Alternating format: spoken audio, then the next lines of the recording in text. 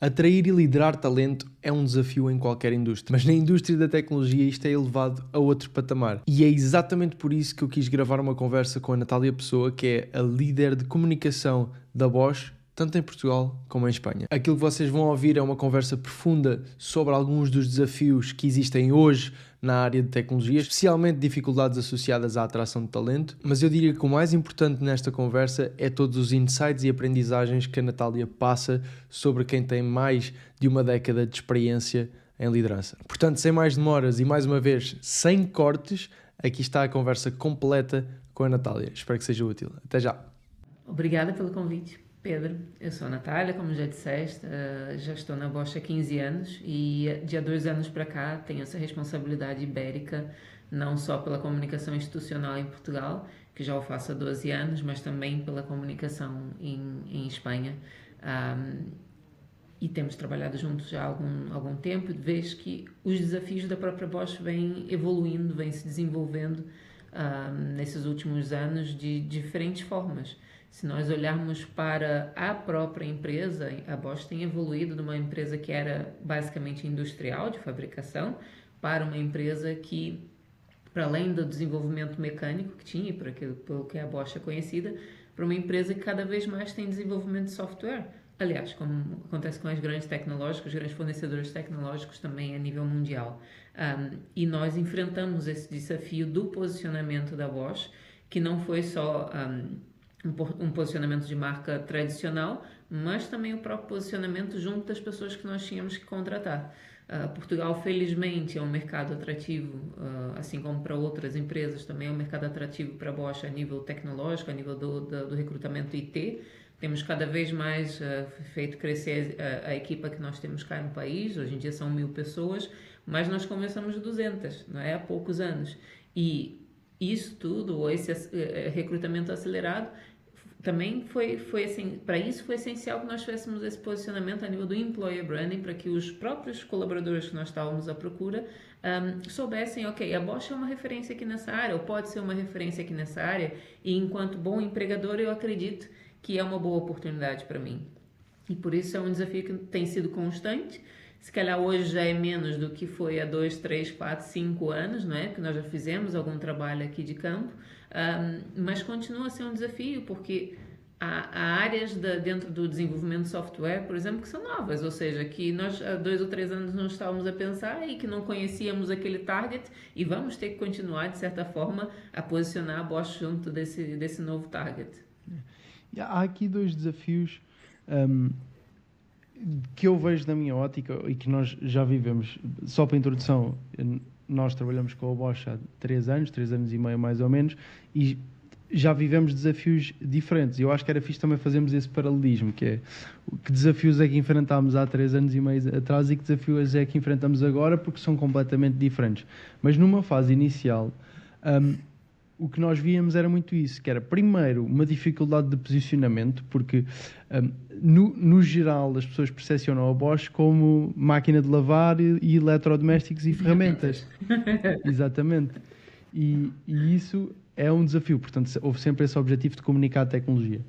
Mas depois havia muito o desafio, e na altura quando começámos a trabalhar juntos isso era o foco, que é nós precisamos de atrair mais pessoas. Precisamos de contratar, e também não quero estar a falar de números, mas havia uma quantidade absurda de vagas para preencher. Hoje a situação é completamente diferente. Há um grande desaceleramento nesse processo de contratação e as preocupações são outras. Em que é que tu, se tivesses que comparar as duas eras, os 2 momentos, em que é que tu dizias que estão as principais diferenças? Eu diria que no início nós estávamos preocupados muito em não só mostrar quem a Bosch era a nível tecnológico, porque tu disseste bem que a maior parte das pessoas conhece a Bosch, infelizmente, por aquilo que é 10% do nosso negócio, que são os bens de consumo, mas na realidade 60% do negócio na Bosch está na mobilidade e principalmente em peças que nós nem sequer vemos que estão dentro do automóvel, mas a Bosch é o principal fornecedor automóvel a nível mundial. E foi, por um lado, dar a conhecer quem é que a Bosch realmente é e por que faz sentido esse desafio a nível tecnológico, mas também dar a conhecer o propósito da Bosch, o fato de nós sermos uma empresa que não desenvolve por desenvolver, que não cria produtos por criar, mas que cria com um objetivo muito claro, alicerçado nos valores do nosso fundador, que tem a ver com a proteção do ambiente e com a melhoria da qualidade de vida das pessoas. Nós sabemos que o propósito é sempre algo que atrai bastante esse perfil que nós estamos a falar aqui do engenheiro altamente qualificado, e que tem centenas de propostas, eventualmente, se ele quiser, tem centenas de propostas em cima da mesa. E o diferencial da Bosch sempre foi para nós conseguimos comunicar o nosso propósito, comunicar o nosso ambiente de trabalho, comunicar a família Bosch, e como trazer isso para os nossos canais, principalmente nas redes sociais, no trabalho que foi feito convosco, sem perder o lado tecnológico. E se naquela altura, alguns anos, nós estávamos a contratar 300 pessoas, 400 pessoas por ano, nesse momento estamos a recrutar menos, mas estamos a recrutar perfis cada vez mais difíceis, cada vez mais especializados. Já não em tanta quantidade, porque também há um limite, né, daquilo que se pode fazer em tão pouco tempo, e o próprio mercado português tem um limite, né, a nível tecnológico, a nível dos perfis que estão disponíveis. Mas o atual, nós estamos a focar cada vez mais em comunicar a tecnologia, porque as pessoas, aquele perfil específico, têm de saber, ok, a Bosch está a trabalhar nisto, e esta área tão específica atrai-me, ok? Não é só, eu vou desenvolver um sensor airbag, eu vou desenvolver, não sei, um travão. Não, o que nós estamos a fazer dentro dessa área? O que é exatamente a área do desenvolvimento que vai ser interessante para o perfil que nós estamos à procura? O que vai ser exigido daquelas pessoas? E temos que comunicar isso de alguma forma, e felizmente temos usado as redes sociais com cada vez mais sucesso, com um grande número de pessoas no LinkedIn, mas que também traz os seus desafios, e podemos falar sobre isso depois se quiseres, mas as redes sociais também têm o seu limite. Claro. Que limite é esse, já agora? O limite da atenção, eu diria, não é? Porque nós podemos comunicar aquilo que nós quisermos, mas se o nosso público não estiver atento, não estiver à procura, não estiver disponível para receber a informação, não vai ter sucesso de forma nenhuma. Por mais que tenha canais diferentes, se o público não quiser, não vai conseguir fazer a comunicação passar para o outro lado. E isso é um grande limite. Não basta fazer publicidade, tu tens de encontrar o canal certo, o conteúdo certo e abrir os olhos das pessoas para aquele conteúdo que queres comunicar. Sabes, eu no sábado fui a um jantar de empresários e estávamos divididos por mesas e cada mesa tinha algumas dinâmicas. Uma das dinâmicas foi perguntas para a própria mesa, em que cada pessoa tinha de responder à vez. E houve uma pergunta fenomenal que eu te quero fazer, que é: o que é que tu acreditavas no início da tua carreira que não acreditas agora? Epá, que pergunta boa. Não é? Adorei esta pergunta. Sim. Olha, eu achava, de certa forma, que a comunicação podia resolver a maior parte dos problemas. Hoje em dia já não acredito nisso. Há problemas que nós não podemos resolver. Há desafios que não são nossos para resolver. E posso dar-te um exemplo muito concreto. Há outros dentro da comunicação institucional, mas nós aqui estamos a focar no employer branding. Um obstáculo que nós tivemos no caminho foi, por exemplo, o fato da Bosch, a nível de recursos humanos, não querer comunicar os salários que nós estamos a pagar às pessoas numa vaga de emprego ou numa plataforma de emprego, como Teamlizer. E isso para nós era um problema, por quê? Porque nós estávamos a atingir o público que queríamos através da comunicação, com os conteúdos, com o canal correto, com tudo aquilo que nós necessitávamos, mas um dos obstáculos que tínhamos era a falta de transparência. E isso eu não posso resolver. Isso é uma política de recursos humanos, assim como há outras também que dificultam os obstáculos dentro da própria empresa, alguma burocracia, mas pronto. Há coisas dentro do sistema, né, orgânico que é a empresa que tu não consegues resolver com comunicação. E eu tinha essa visão assim um pouco utópica de que com a comunicação nós podemos fazer quase tudo. E não é verdade. Não é verdade. Podemos fazer muito, mas não resolver todos os problemas. Portanto, tu já estás há muito tempo na Bosch, há 12 anos, e por acaso eu não faço a mínima ideia 15, porque nunca 16. 16, desculpa, porque nunca falámos 16. disso. Pois há 12 em Portugal, né? Mas acho que nunca te perguntei isto, mas tu passaste por alguma empresa antes da Bosch? Sim e não. Sim, porque quando eu cheguei a Portugal tinha 16 anos e eu inicialmente achava que eu tinha que trabalhar para ganhar o meu dinheiro e fazer alguma coisa, então fui trabalhar para a McDonald's e trabalhei na McDonald's por cerca de 1 ano e meio. E foi a minha primeira experiência de trabalho, orgulho-me muito disso, porque acho que aprendi muito a nível de organização de equipa com a McDonald's. Mas depois que fiz o curso, fiz a licenciatura, o mestrado e tudo, eu entrei diretamente na Bosch. A verdade é que entrei como estagiária numa área de comunicação interna, que não era a área específica que eu tenho hoje, mas faz parte. Logo depois, ou seja, 3 anos depois, eu já era responsável, 4 anos depois, já era responsável pela comunicação da Bosch em Portugal, a nível institucional. E desde então, desde janeiro de 2012, que tenho esse cargo, e desde outubro de 2022 juntei a equipa de Portugal com a equipa de Espanha e formamos agora uma equipa ibérica.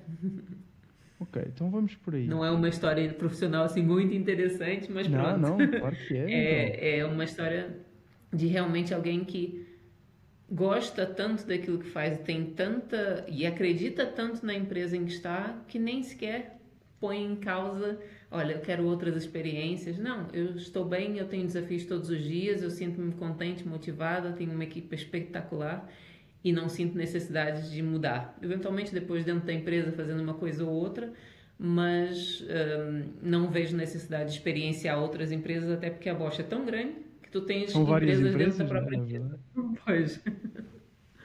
Então, isso é a ponte perfeita para a próxima pergunta que eu te queria fazer, que é o que é que, para ti, enquanto colaboradora, te faz ficar na Bosch? O que é a coisa que te mantém, ou as coisas que te mantêm aí? Já falaste de alguns, não é? O desafio, a mobilidade interna, mas é o quê? Porque isso tem a Antes ver disso com a tudo, employer brand, isso tem a ver com tudo o que é construído no dia a dia da organização. Não é? e olha, o que eu vou dizer até para mim, porque há diferentes formas de ver, né? Há pessoas que preferem uma determinada coisa, outras pessoas que valorizam outras coisas.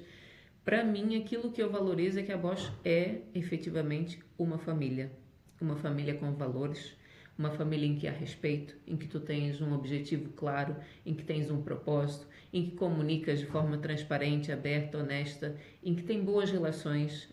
Nós construímos relações de amizade, até pessoas que se casam dentro da Bosch, não é o meu caso, mas nós construímos uma vida, uma segunda vida realmente. E para mim, se não fosse assim, se o ambiente de trabalho, se a família não fosse tão agradável, eu não me imagino passar 8 horas por dia aqui, pelo dinheiro que for.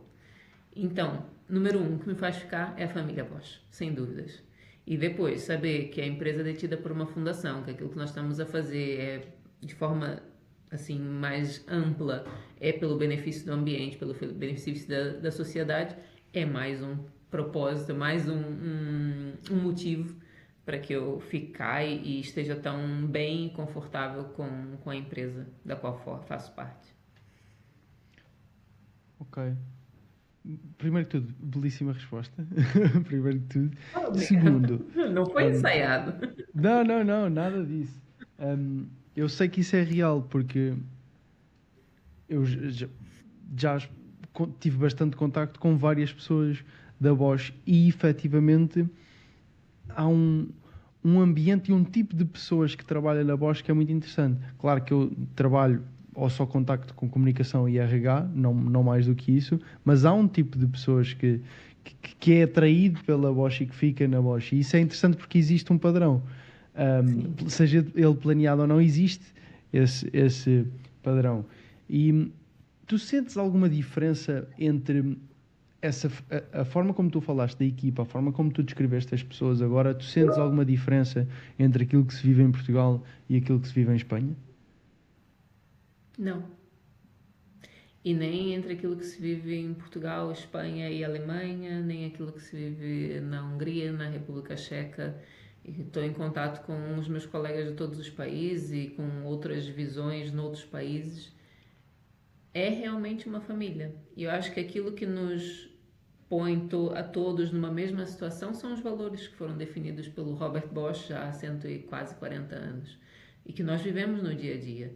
E é engraçado porque, mesmo num processo de recrutamento, ou que não seja no processo de recrutamento, mas se vem alguém para a tua equipa ou para aquela equipa e tu começas a conviver com aquela pessoa, tu vai vendo, ok, essa pessoa não é Bosch. Uhum. E pouco tempo depois a pessoa sai. É engraçado, mas é mesmo assim. Ou seja, nós sabemos quem é Bosch e quem não é Bosch. E é uma coisa muito sentida. É muito sentida, é muito vivida. ahm, e porque acabamos todos por nos interligar e nos conectar quase como mesmo uma família. É engraçado. Sabes que hum, eu tenho estado a pensar sobre esse conceito de família no trabalho e eu não concordo muito. Porquê? E atenção, eu percebo de onde é que tu vens, porque a raiz do que tu estás a dizer é essa união, esse espírito de equipa, essa partilha de valores. Mas, porquê é que eu estou a deixar de olhar ou a descrever uma equipa unida e de alta performance como família? Porque família implica amor incondicional. Na minha ótica. Percebes? Eu acho que Uhum. implica amor incondicional. Uma equipa, o que é suposto fazer é ser uma equipa de Champions League, uma equipa de alta performance, uma equipa de alto rendimento ou que executa a tarefa que tenha que executar. Mas é muito importante que nessa equipa haja a sensação de que todos estão a dar o melhor e que a qualquer momento tu podes deixar de ser adequado, se não cumprires, podes deixar de ser adequado para essa equipa. Numa família isso não acontece. Porque mesmo que a pessoa não cumpra o que tem que fazer, entre aspas, ela é amada incondicionalmente e fica a fazer parte dessa família. A Uh, minha visão da família é um bocadinho diferente da tua, porque eu acho que a gente tem a liberdade de se aproximar ou se afastar de um membro da família com quem nós identificamos mais ou menos. Não acho que tenha de ser uma relação ou sim, porque há um amor incondicional porque todos somos do mesmo sangue. Não acho que tenha de ser por aí. Mas fazendo a ligação com essa equipa de alta performance, que eu também tento desenvolver dentro da minha própria equipa, a questão da alta performance, aquilo que eu vejo é que tu podes nos primeiros tempos conseguir bons resultados se imprimires uma determinada sistemática, um mindset e as pessoas estão todas alinhadas, alcançam os resultados. Mas só tens isso de forma continuada se houver ligação emocional, se houver attachment. Porque se não for assim, as pessoas vão cada um fazer o seu. E com o tempo, eu consigo melhores objetivos do que tu, deixa-me fazer aqui a minha parte. Porque eu já não tenho tempo, não consigo ajudar-te. E numa família há entreajuda, numa ligação emocional, tu contas realmente com aquelas pessoas. Estás a perceber? E isso também, posso estar certa, posso estar errada, mas isso é o que eu tenho vivenciado. Se não fosse essa ligação, muito do que nós fizemos não teria sido feito. Até porque é uma equipa relativamente pequena, dependendo, olhando para outras empresas, uma equipa relativamente pequena, tu conhece, em que nós temos mesmo que dar tudo. Temos que dar tudo.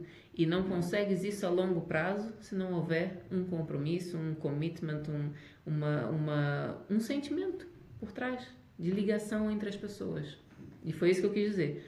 Mas uhum. não tenhas dúvidas de que na minha família, pelo menos, eu se não me identificar com alguém, porque aquela pessoa tem uma posição repetidamente com a qual eu não concordo, eu não preciso estar à beira dela na ceia de Natal. Não preciso. É minha família, mas está ele e eu estou aqui. Por isso, Mas passa o Natal contigo.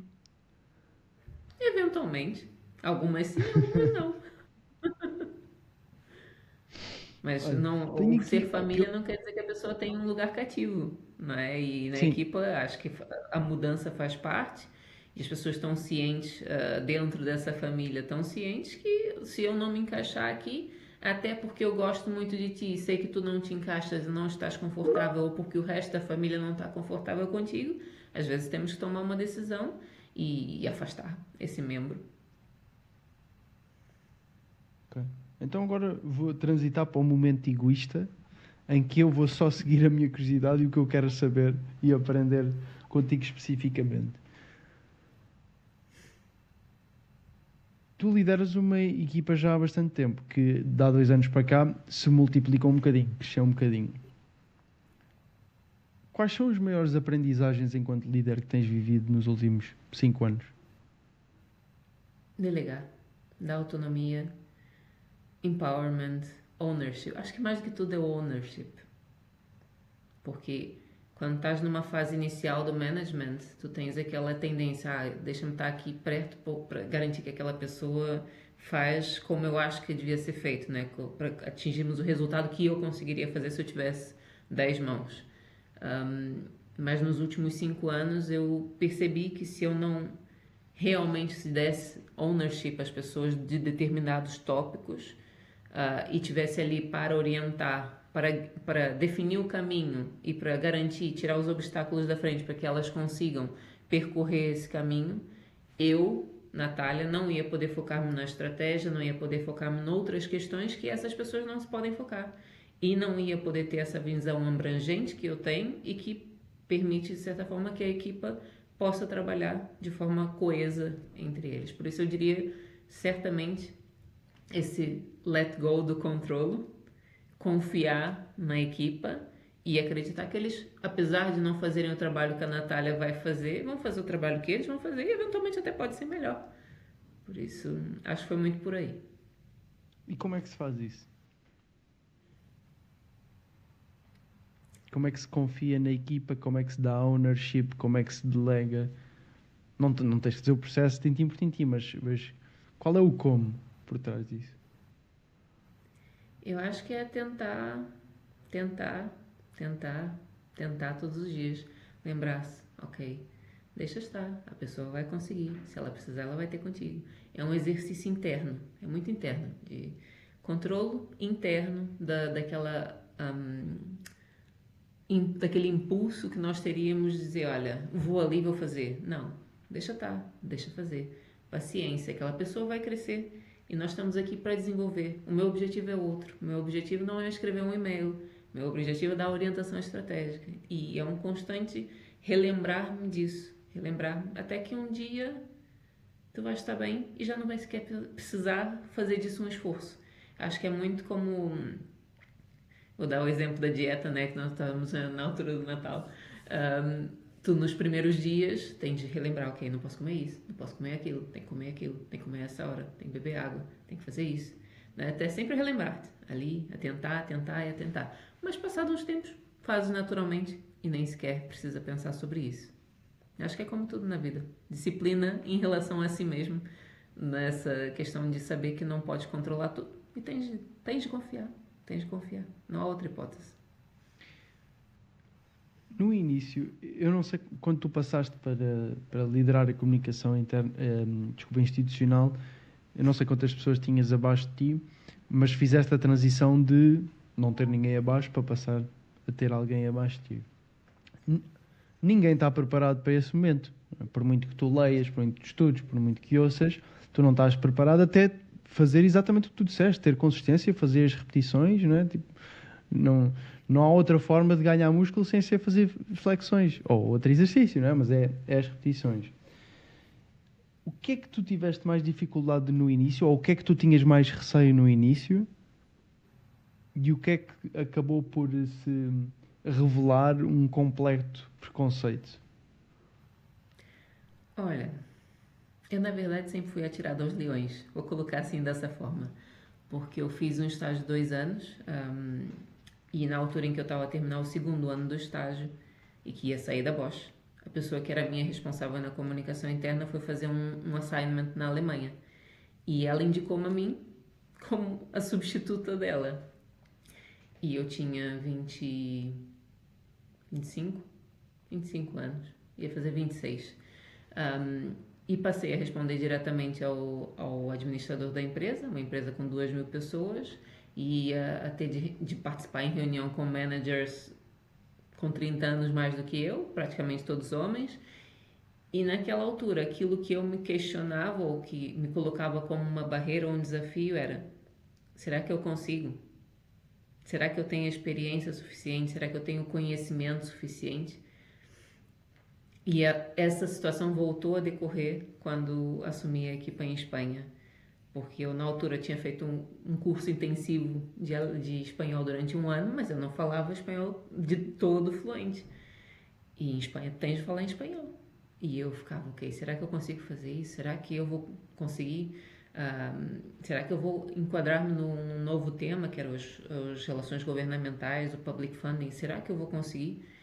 E depois eu pensei, o que é que tu não consegues se tentares?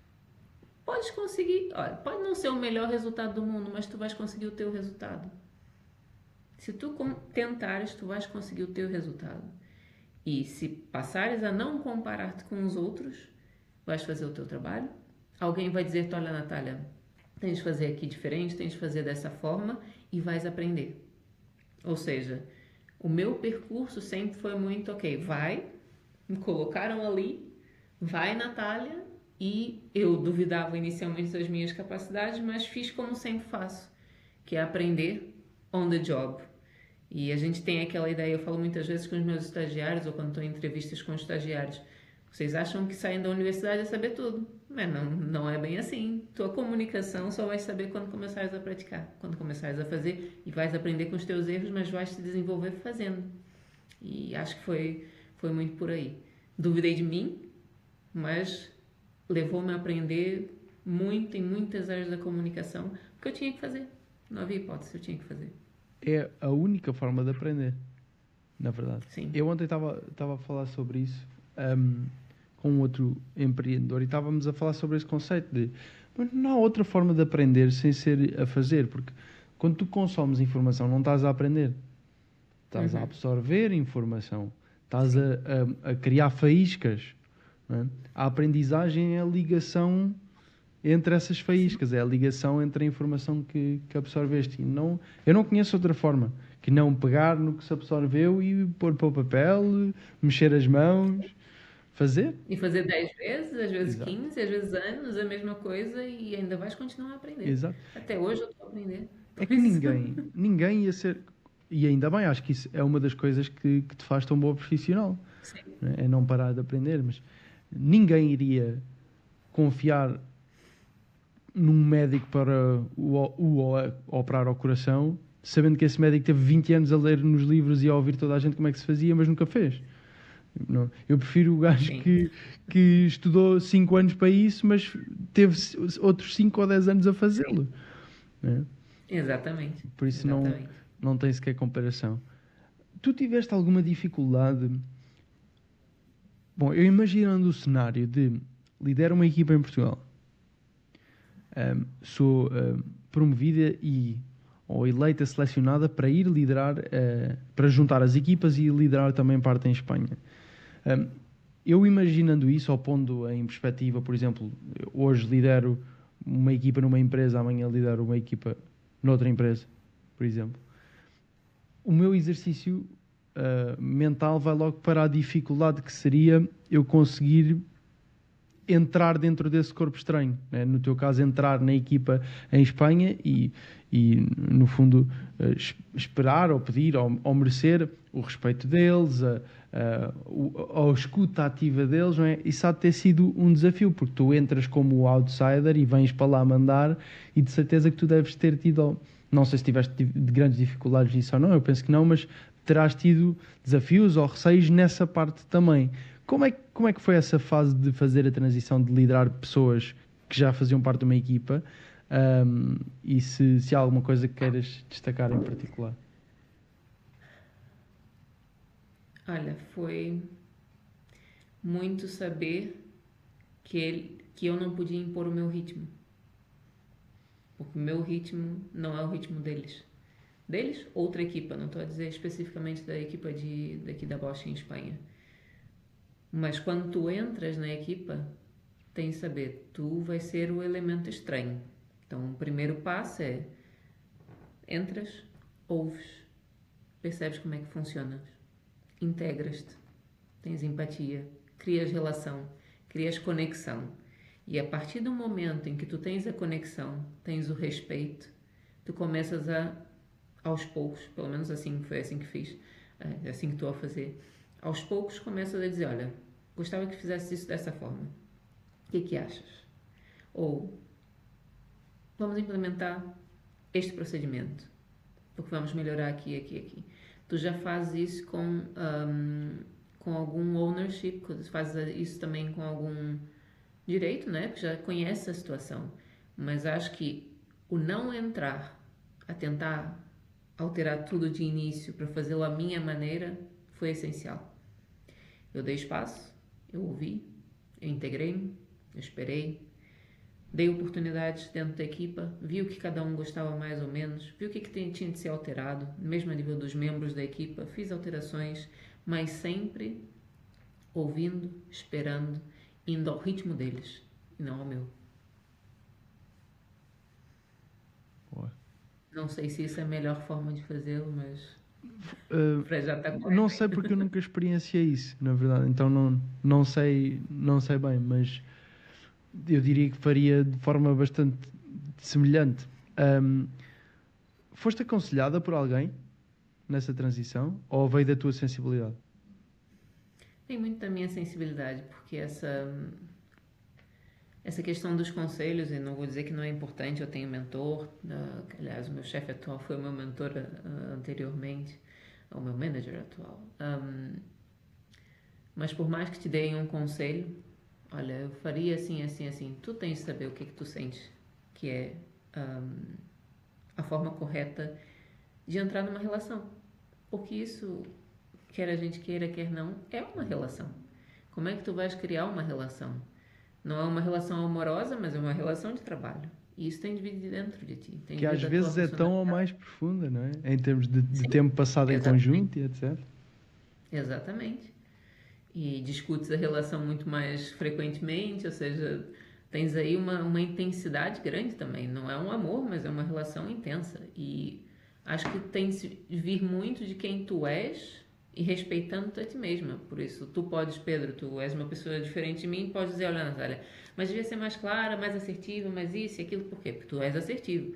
Mas se calhar a Natália não é exatamente assim. A Natália é mais de ouvir, de tentar apaziguar e não sei o quê. Então, ouvi alguns conselhos, ouvi muito mais a mim e a experiência que eu já tinha. E a saber quem eu sou nessa relação, ou quem normalmente eu seria nessa relação. Isso é um ótimo feedback que eu concordo a 100%. É que já disse isso algumas vezes, que é... Eu acho que é muito necessário em qualquer equipa, pese embora não seja possível aplicar em todas as equipas, porque está muito dependente dos elementos que formam essa equipa, mas é essencial uma cultura de dar e receber feedback constante e de forma honesta. Mas ao fim do dia, e tu deves ouvir o feedback, tens a obrigação de ouvir o feedback dos outros, considerar o feedback dos outros, aprender com o feedback dos outros, mas ao fim do dia, quem recebe o feedback é que tem que decidir se aplica ou não. Sim.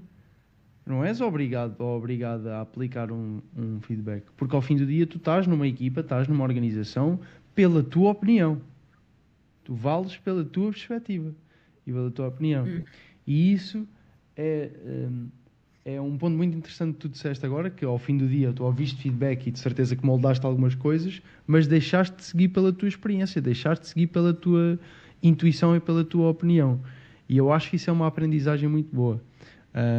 E no fundo é como tudo, é encontrar um equilíbrio entre tudo, porque também não convém seres uma anarquista e ditadora de o mundo molda-se à minha forma de...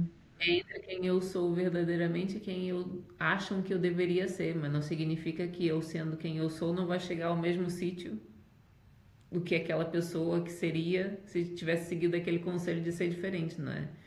E é claro que há coisas em que o feedback, ou seja, há momentos em que o feedback é relevante e se eu dou-te um feedback para o teu crescimento profissional, porque tenho experiência naquela área, eventualmente vai ser relevante para ti, mas há outras coisas e eu digo principalmente nessa questão relacional, que não adianta tu tentares moldar a forma como o outro vai se relacionar com o resto da equipa. Aliás, uma das questões mais complexas é tu saberes deixar a equipa relacionar-se.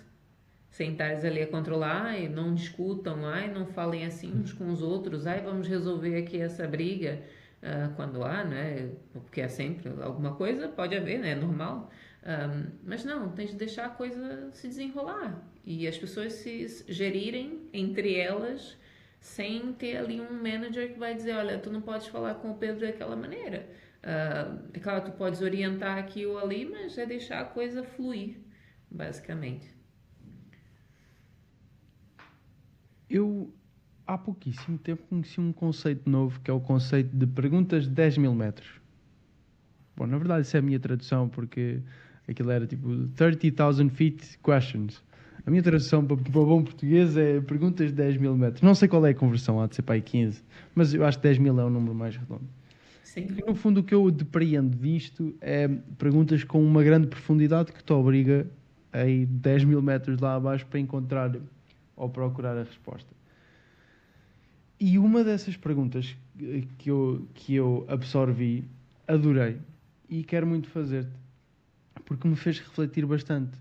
E hum, tenho a certeza que se calhar agora dás uma resposta, porque eu vou-te pedir para dar uma resposta, mas se calhar amanhã dás por ti, à hora do almoço, pensaste nisto, que é, se a vida fosse dividida em capítulos de 5 anos, como é que descreverias o capítulo que estás a viver agora? O capítulo Eu Sou, certamente. Porque hoje eu sei perfeitamente quem é a Natália. Continuo nesse mergulho, mas eu sei quem eu sou, respeito aquilo que eu sou e não vou ser uma pessoa que eu não sou, que é algo que já aconteceu no passado. Um, e ser a Natália é ainda mais confortável do que aquilo que eu pensava. Por isso, se calhar, eu vou continuar nesse caminho, vou continuar nesse capítulo. Mas é uma construção ao longo dos anos. Por um lado, saber quem eu não sou, e depois descobrir quem eu sou e com quem eu estou à vontade e como é que eu posso ser quem eu sou nessa organização. Assim como também tenho que ser quem eu sou na minha família, mas como é que eu posso ser quem eu sou nessa organização sem ficar a questionar-me se eu sou a pessoa correta, se eu tenho de mudar alguma coisa, se eu atuei bem naquela situação ou não. Não, sou eu. Aquilo sou eu. É honesto, é quem eu sou, não vou mudar. Quer dizer, posso mudar uma coisa ou outra, mas estou bem com quem eu sou. Bom, não estava à espera que E tivesse a resposta amanhã pode ser outra. não estava à espera que tivesse uma resposta tão na ponta da língua. Eu também não, mas olha, tenho. Mas engraçado, porque a verdade muitas vezes vem no instante. Tipo, é a primeira coisa Sim. que te vem à cabeça, é a coisa mais genuína que tiveste a pensar neste caso. Ok, perfeito. O que é que mais te entusiasma para o futuro? Profissionalmente. Ou seja, pode ser da tua função em específico, pode ser do que a Bosch está a construir, pode ser do que tu vês, o percurso que tu vês a indústria a seguir, pode ser o mundo no geral.